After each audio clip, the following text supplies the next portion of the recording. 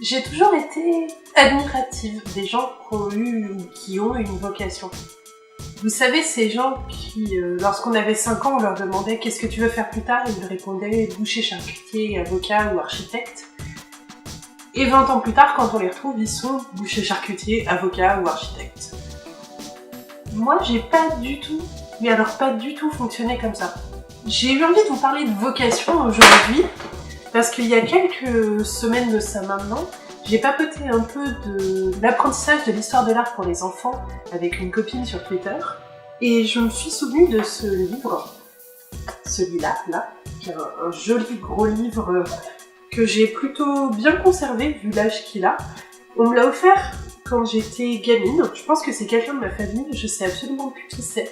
Si quelqu'un de ma famille me regarde et me l'a offert, qu'il n'hésite pas à me laisser un petit mot en commentaire et me dire que c'est lui, parce que j'aimerais bien le remercier, ou la remercier. Donc, alors pour vous dire, le livre est vintage, parce que le prix est encore en francs, uniquement en France, c'est-à-dire que c'est même pas la période où il y avait les deux. Il a d'ailleurs coûté 180 francs, quand même. Et en fait, ce livre, je pense que ça fait partie des éléments qui m'ont poussé vers les métiers artistiques, finalement. Alors c'est un super livre pour enfants. Si vous arrivez à le trouver et que vous avez des enfants, n'hésitez pas, il est vraiment génial. Bon, il n'existe plus pour l'occasion maintenant, mais en fait c'est un livre avec plein de petits... Attendez, j'essaie de vous montrer, avec plein de petits trucs à rabattre comme ça, donc il y a les œuvres d'art et puis il y a des petites explications, des comparaisons derrière. Bien, il y a des trucs en pop-up aussi, des manipulations à faire, des trucs à tirer, etc. Il est vraiment génial.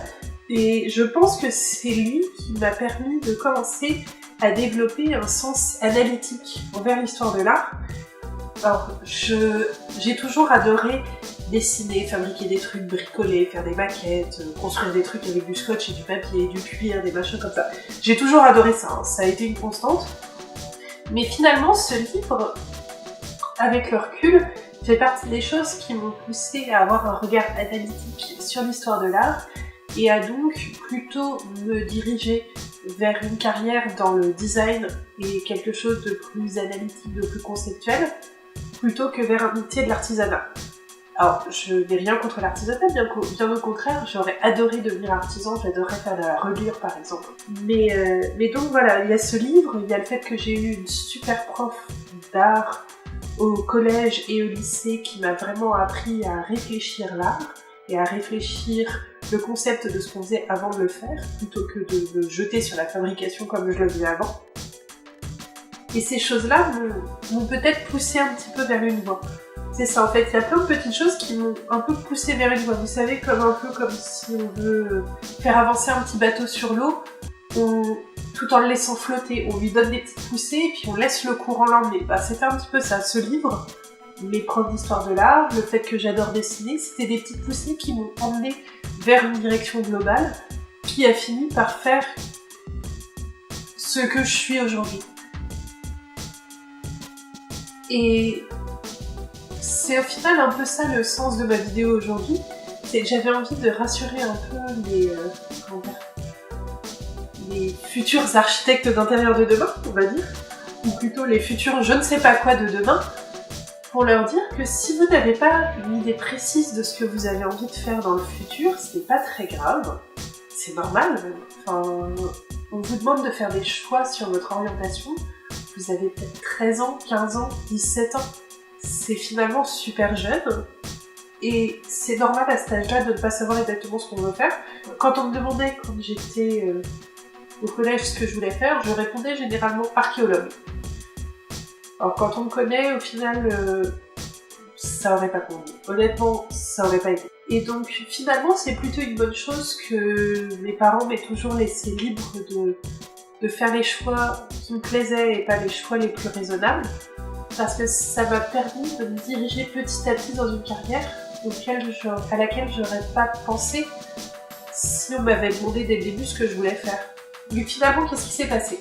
Si je réfléchis un peu, j'ai fait une seconde art plastique, mais j'ai suivi les conseils de tout le monde qui me disaient va en scientifique, t'as les notes pour, et ça te permettra d'ouvrir à tout ce que tu veux faire par la suite. Ma première scientifique a été un désastre, j'ai redoublé, parce que définitivement les maths et la physique c'est pas mon truc, donc en scientifique c'est un peu délicat. J'ai redoublé, je suis passée en littéraire art plastique, je me suis éclatée, j'ai eu mon bac avec mention, parce que j'adorais vraiment ce que je faisais. Le redoublement m'a vraiment réussi.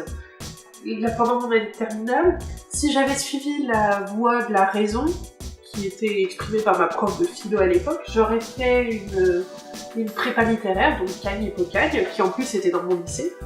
Mais honnêtement, j'avais pas envie de passer 2 ans de plus dans le lycée, j'y étais déjà depuis la 6e, dans le même endroit, donc j'avais envie de voir un peu autre chose. Et puis il y avait cette école d'arts appliqués qui était à 20 minutes de chez moi, ce qui était plutôt pratique, gratuite, parce que publique, ce qui n'est pas le cas de beaucoup d'écoles d'arts appliqués, et qui avait l'air sympa. J'étais allée aux portes ouvertes grâce à ma prof d'art plastique. D'ailleurs, je vous conseille vraiment d'aller aux portes ouvertes des écoles. C'est vraiment ce qui peut vous permettre de voir si l'endroit va vous plaire. Parce que, mine de rien, j'y ai passé 5 ans, donc c'était important que ce soit un endroit qui me plaise. Et donc, aux portes ouvertes, je me suis dit, ouais, ça a l'air sympa. Et puis, il y a cette année de mise à niveau qui permet de faire plein de trucs différents et qui va me permettre de gagner un an, finalement, sur ma décision. De pouvoir tester plein de trucs et de voir un peu si ça me plaît. Et au pire, je suis encore jeune, après l'année de mise à niveau, si je me rends compte que c'est pas mon truc, ben je pourrais toujours reprendre un parcours universitaire normal. Donc j'ai fait cette année de mise à niveau. À la fin, j'étais convaincue que c'était pas mon truc, mais au cas où, j'ai quand même postulé à un BTS, le BTS évêque, qui était celui qui me déplaisait le moins, on va dire, parce qu'il y avait à la fois de la communication, du graphisme, de la 2D et du volume, avec du maquettisme, etc. Donc ça me plaisait plutôt bien. J'ai été prise, je me suis quand même inscrite en fac en histoire de l'art à côté, mais j'y ai jamais mis les pieds pour plein de raisons différentes.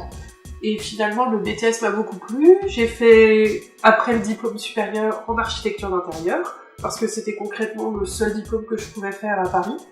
En poursuite d'études, c'était soit ça, soit je trouvais un boulot directement à la sortie du BTS que j'avais pas envie de faire. Et donc me voilà, architecte d'intérieur, un peu par hasard, il faut le reconnaître, mais avec un métier qui me plaît vraiment. Alors qu'il y a plein de défauts, mais qui me plaît vraiment. Un jour, il faudra que je vous parle un petit peu de la vraie vie d'un architecte d'intérieur. Ça va être marrant. Enfin bref, assez parlé de moi. Ce que je voulais vous dire, c'est qu'au final, tous les choix que j'ai faits pendant mes études, finalement, j'ai fait les choix de ce que j'avais envie de faire au moment précis. Je me suis pas projetée dans un futur lointain de quand je serai adulte, quand j'aurai un travail, etc. J'ai finalement réfléchi à ce que j'avais envie de faire l'année suivante. Plutôt que de me faire souffrir pendant 5 ans d'études supérieures, j'ai réfléchi à ce que j'avais envie de faire sur le moment et qu'est-ce que j'avais envie de développer dans ma vie. En l'occurrence, ça a souvent été le dessin, la fabrication, etc. Ça a été une constante. Mais je sais que le métier d'archéologue aurait pu me plaire, mais les études qui y venaient ne m'auraient pas plu du tout. Et alors pas du tout. Donc du coup, plutôt que de souffrir pendant 8 ans d'études, bah, j'ai choisi, non pas la facilité, parce que faut pas croire à Olivier de Serres, c'était bien entendu, mais plutôt de me faire confiance, de faire confiance à ce que j'aimais faire au moment précis, et du coup de profiter de ce que j'aimais faire et de le développer pour que par la suite, ça puisse me mener à un emploi. Je dis pas que mon parcours est parfait, loin de là, il est très chaotique, il faut le reconnaître, et même mon parcours professionnel est chaotique, parce que j'aime faire plein de choses différentes, et que du coup, je me lasse assez vite. C'est l'un de mes gros défauts. Mais, finalement, j'aime assez cette idée de se laisser porter par ce qu'on a envie de faire, et pas par le grand principe d'un métier qu'on va faire par la suite. Je dis pas que ça fonctionnera pour tout le monde, mais si vous êtes un peu paumé, prendre 5 minutes pour réfléchir à ce que vous aimez faire, ce que vous avez envie de faire, ce que vous aimez faire aujourd'hui, pas ce que vous aimerez faire dans le futur, et essayer de trouver des études qui correspondent à ce que vous aimez faire aujourd'hui. Or bon, si la seule chose qui vous plaît en ce moment c'est Call of Duty, va falloir trouver une autre solution. Mais ceci dit, ça peut vous donner une piste, comme par exemple le jeu vidéo. Il y a plein de métiers qui s'associent au jeu vidéo, et qui seront peut-être un petit peu plus réalistes que gamer professionnel. Et mon but aujourd'hui, finalement, c'est de vous rassurer un petit peu, car je suis l'exemple typique de la personne qui sait pas ce qu'il veut. J'ai jamais su ce que je voulais faire. J'ai toujours eu beaucoup de mal à prendre des décisions. Mais voilà, je suis l'indécise typique et clairement, l'orientation, ça a toujours été extrêmement compliqué pour moi. Mais finalement, avec le recul, faire confiance au processus, faire confiance au trajet, bah ça m'a plutôt bien réussi. Donc rassurez-vous, si vous n'avez pas de vocation aujourd'hui, à 13 ans, 15 ans ou 17 ans, que vous êtes au collège ou au lycée et que vous savez pas ce que vous allez faire dans 20 ans, c'est normal. C'est tout à fait normal. Moi aujourd'hui, presque 30 ans, je sais toujours pas ce que je vais faire dans 5 ans. Alors, rassurez-vous, de toute manière, vous êtes encore jeune, souvent. Et puis même quand on est moins jeune, une réorientation, c'est toujours possible. C'est plus compliqué, mais c'est toujours possible. Et puis, essayez de vous diriger vers les choses que vous aimez faire. Ce sera peut-être le meilleur conseil que je peux vous donner. Merci d'avoir regardé cette vidéo. Si elle vous a plu, n'hésitez pas à mettre un pouce vers le haut, à me raconter votre vie en commentaire, ou bien à vous abonner à la chaîne pour ne pas rater d'autres vidéos. Et si elle vous a vraiment plu, n'hésitez pas à la partager sur les réseaux sociaux, car c'est ça qui fait vivre la chaîne. Quant à moi, je vous dis à très vite sur les réseaux sociaux, et pour une prochaine vidéo. Salut!